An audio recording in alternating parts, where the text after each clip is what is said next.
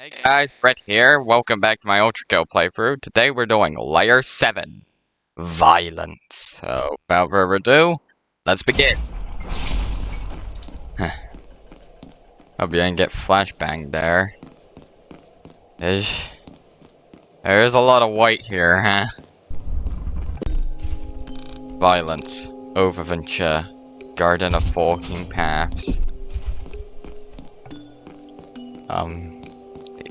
There's some creepy mannequins here.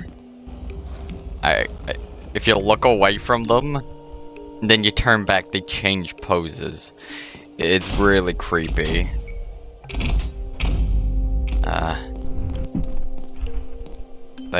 The cross that represents the tree of life is also shown prominently.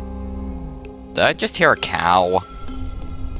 But like I said, the cross, this represents the tree of life. I think the reason it's like Jesus never sent it to Earth in the Ultrakill lore, and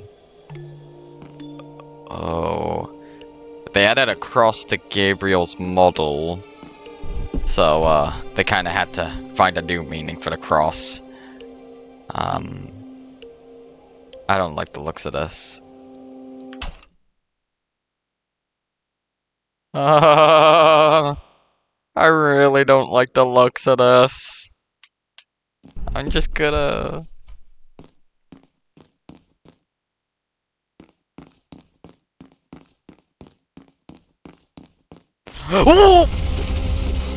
Yeah, that gets me every time.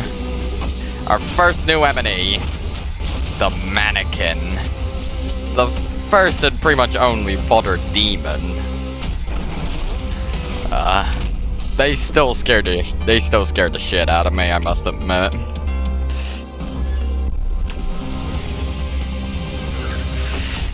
Best just blast them with the railgun.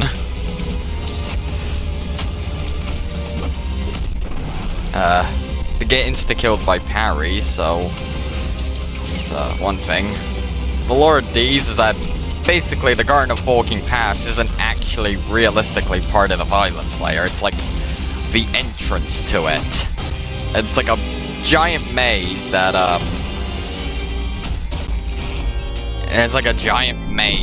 like traps sinners. Like no two rooms are ever different, and like once the sinners get exhausted, they get shoved into the mannequins and like are forced to live eternally inside them. As whoa.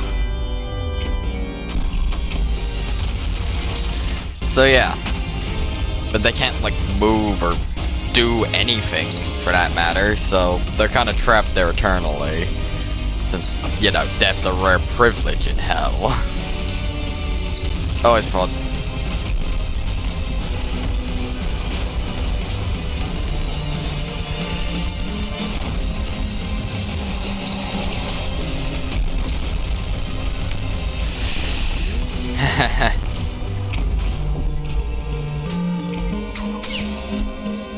I like the gimmick of reusing the same skull for multiple pedestals. It really fits the maze gimmick this level.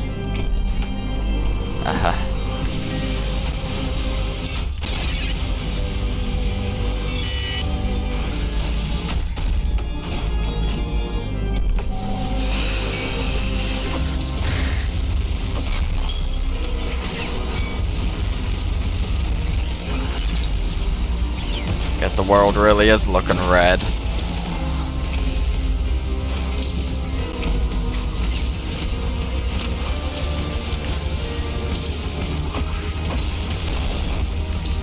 Of course my rogue one goes for the mannequin instead. I think the mannequin's main goals is to like distract you from like bigger threats. They kinda like distraction. So yeah, they're the distractors.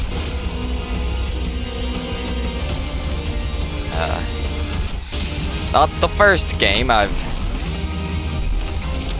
So yeah, mannequins are basically distractors, kinda like Dandy's World.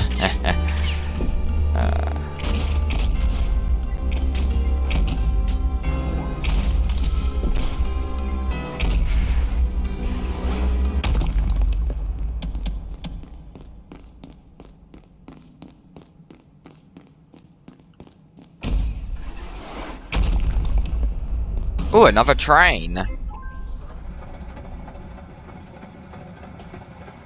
Looks like we're on a rail.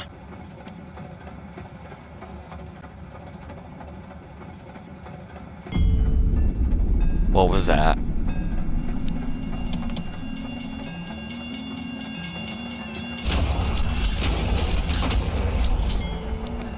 Oh, now we're actually getting some combat on the train, which is always nice. Uh-oh. The Minotaur! Yeah, this thing's kind of the mid-boss of the Violence Layer. It was created by some unknown force in order to appease King Minos. You know, the Judge of Hell. Who was made. But Minos hated it and then banished it to the maze. And yeah. And now it wants freedom.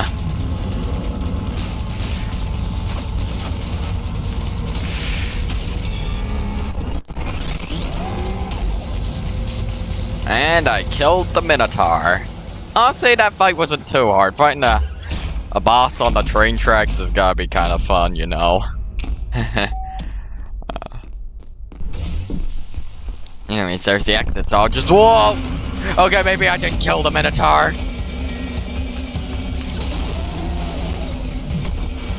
Yeah. But you weren't expecting it to just come back like that.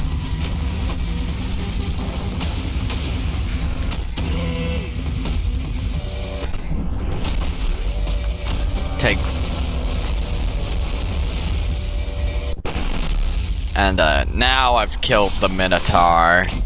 Made it through 7-1.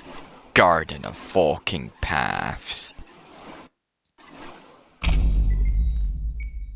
Alright. 7-2. This is personally like my favorite level from the Slayer aside from the boss. So let's get into it. You have some whiplash parkour kind of thing here. Ooh, orange hook points. They kind of like act like switches. Kind of pretty cool, but I must admit they kind of go underutilized a bit. Alright, our second new enemy, the Gutter Man. These guys are like old war machines that, well, they were like pretty much the very first blood-fueled war machine.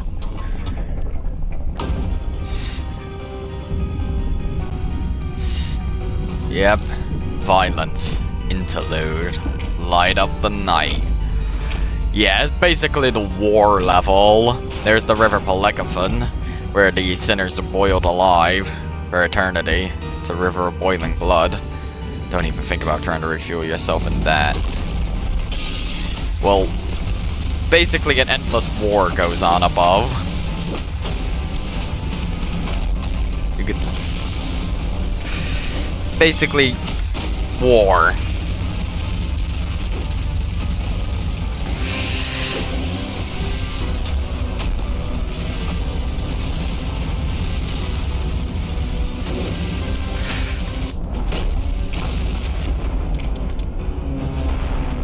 Basically, the Guttermen were created as like the first war machines by like the Soviet Union during the first era of the final war, which was trench warfare.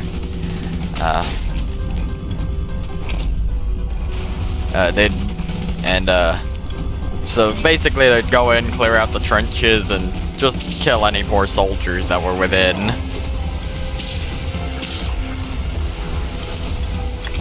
Kill any allied.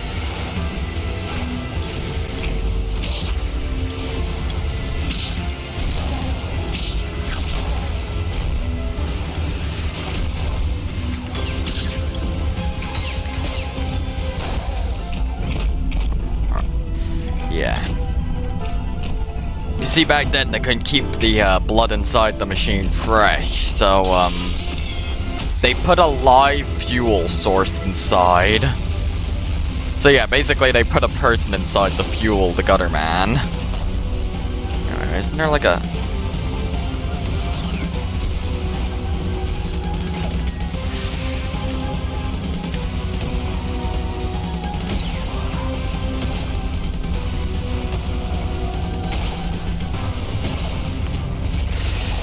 Now, this is probably the most open world type level we really have. You're able to actually walk on the ground without it burning you or like... Yeah. So like, for example, if I was to... You can actually break open the coffins on the Gutterman's back to reveal the set live fuel source. And while they were claimed to be volunteer patriots, they were actually prisoners of war and battle-fatigued returnees.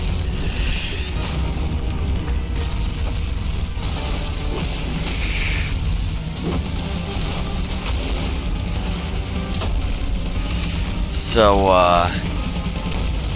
yeah.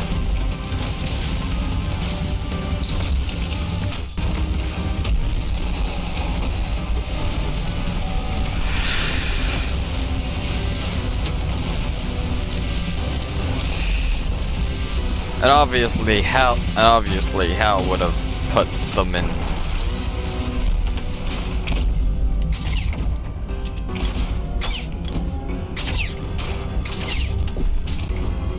Ooh, another train. This one actually has 2 carriages. Well, 1, but still. You can see the big boys over there. We'll get to them in a... Well, those guys will be important later.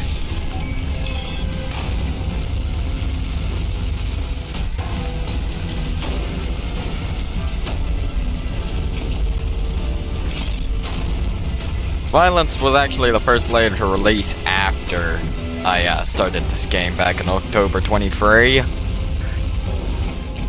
Crazy to think it's already been 2 years since then. It still feels so new.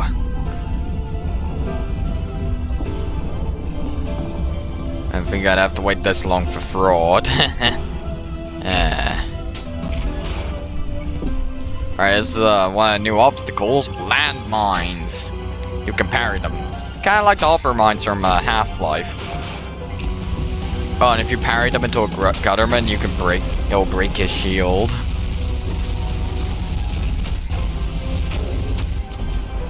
Right, our second new enemy. The Gutter Tank. The Germans made this to counter the Gutter Man during the final war. Which, well, that worked, making the Gutterman obsolete. And that began the second era of final war. Basically a back and forth tide of warfare. Back and forth tide of machine warfare, where like new models being phased in and out at feverish paces.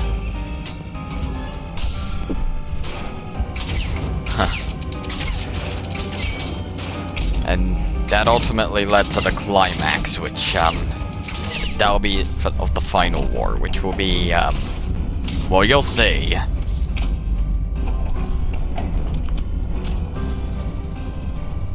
So yeah, basically this little area, the violence layer, is right. There's a little secret here. If I go into this little building, go into this, and we get our third alternate weapon via the jackhammer.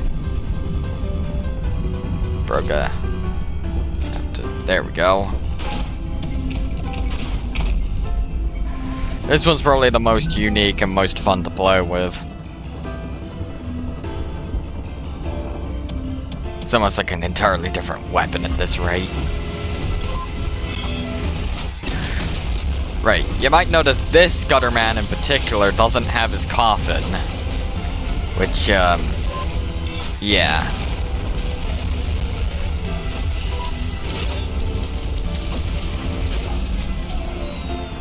That, anyways, we blew up the block. Alright, the archives.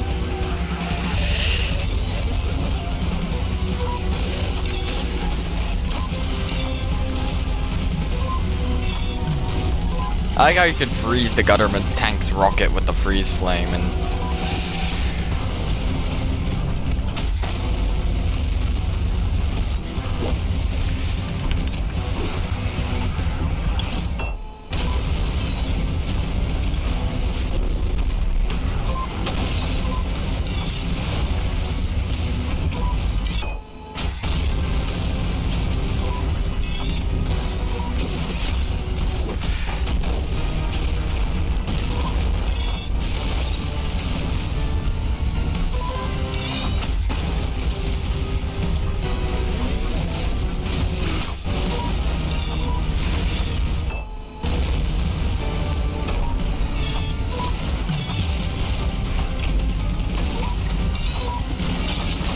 Yeah, basically, yeah, you can really...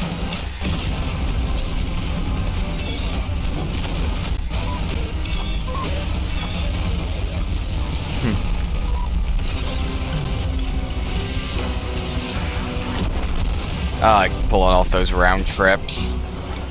So yeah, made it through 7-2. Light up the night. Alright, 7-3. This level's also pretty cool, so, let's get started.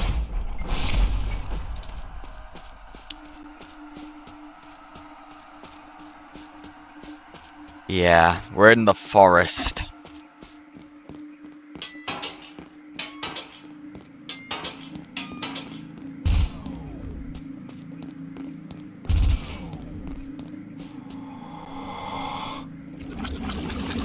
Yikes. So yeah, in this little section of the Violence Layer, the sinners are turned into trees. And the trees spawn these blood puppets that,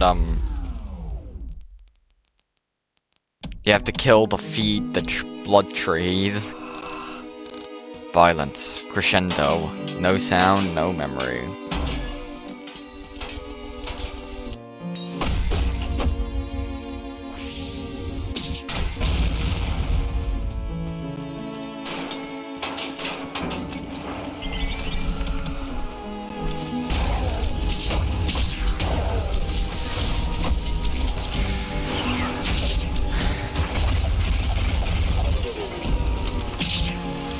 I don't really like this level as much as 7-2, but I still think it's a pretty good level.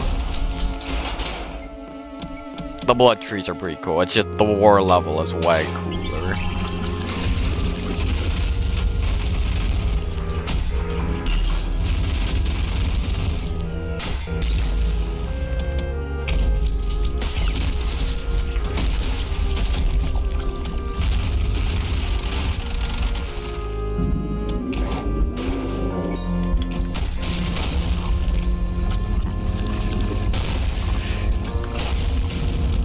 These blood puppets can also mimic the forms of other enemies.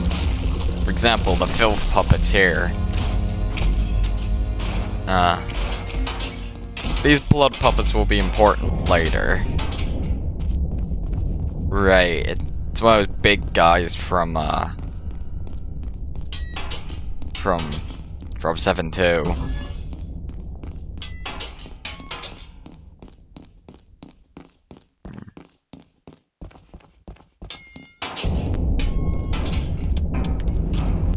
Whoa. Yeah, now we're introduced to the gimmick of enemy infighting. Now the enemies are also fighting each other along with you. I think the reason was, like, they were all fighting you is that, like, they just got spawned in, so obviously you're the greater target and they will target you, but here, they were already fighting before you got here, so, like,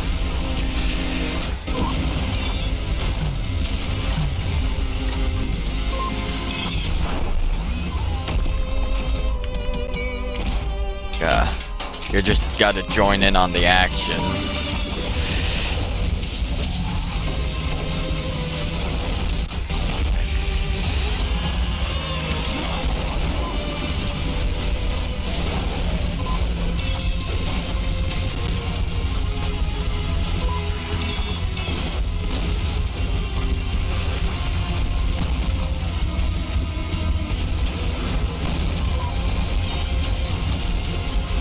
At least you're gonna have rocket duels with the gutter tanks.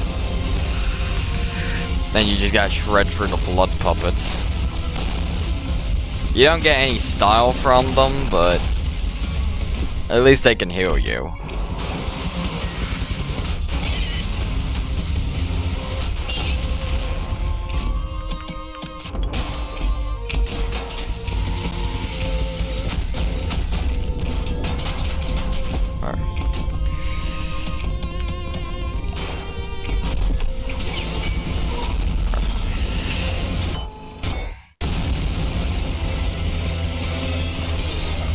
Here you can just see absolute chaos.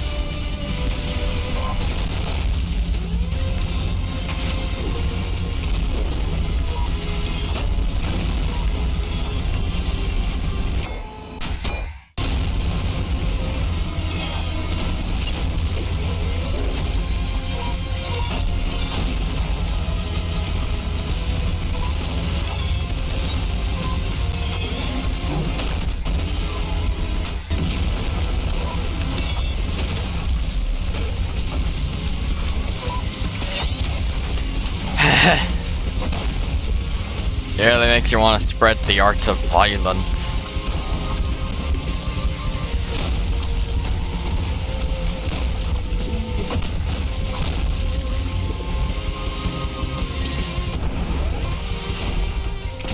Made it through. 7-3. No sound, no memory. Alright. The boss fight. This one, it's gotta be one of my favorite bosses in the game. If not the favorite. You'll see why.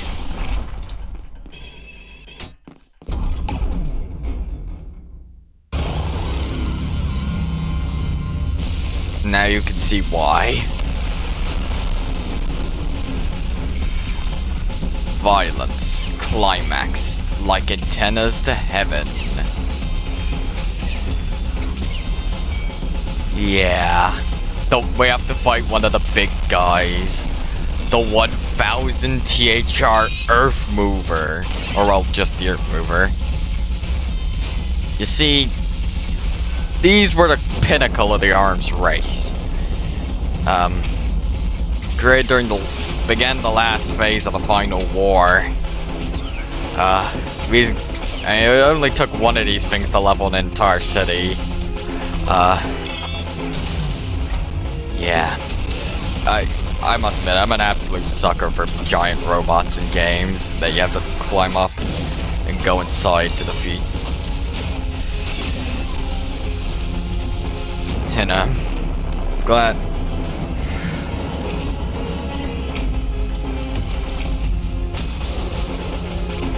that Ultrakill has one of those. Basically, these things left the entire world like an absolute wasteland, similar to what. In fact, so like what was left of humanity was forced to live on these things' backs.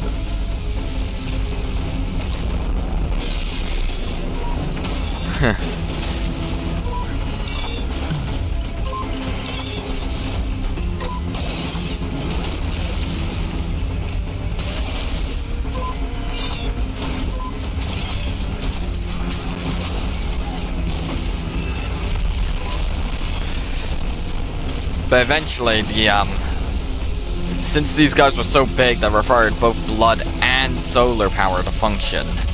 So once things escalated, it blocked out the sun, and they all slowly shut down one by one. And thus ended the final war, since, you know, war was no longer possible without them. It's kinda weird for 200 years of war to end with, not with a bang, but with utter silence. Oh yeah, you just have to fight the defense system. Yeah. Yeah, I must admit, the defense system just yeah, it's a pretty cool little mid-boss for the Earth Mover. You gotta destroy all its parts and then destroy the core. Kinda like those boss fights in games where you have to, like, destroy all the parts of the system before taking it down.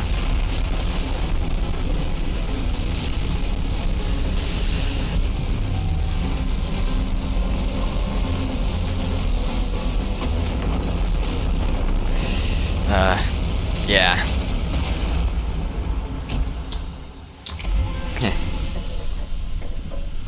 So yeah, honestly, the Earth Movers are like awesome.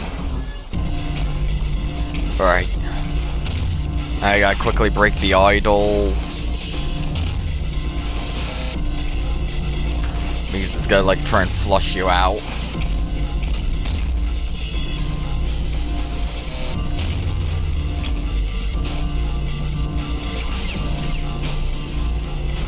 Oh yeah, magenta attacks. These cannot be dashed through. Yeah, that'll be useful for later. Alright, the brain. Now we're gonna need to destroy the Earth Mover's brain if we want to take it down.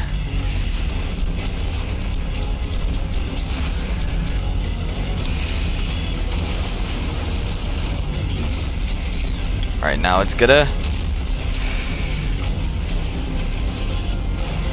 Alright, now it's gonna use idols to basically make itself invincible.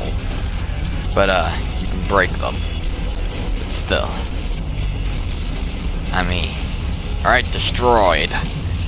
Alright, now we just gotta get out of here before the entire thing explodes.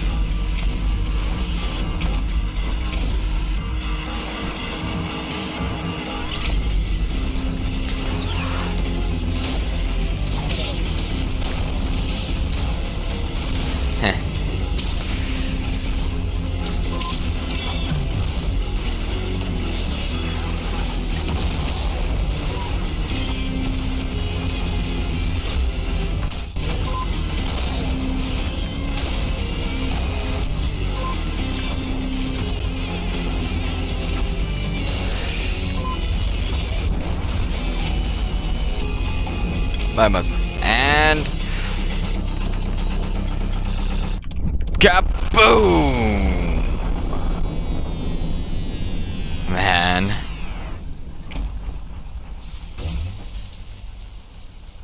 Made it through 7-4. Like antennas to heaven. Alright. And that's a wrap. See you guys next time for Layer 8. For all.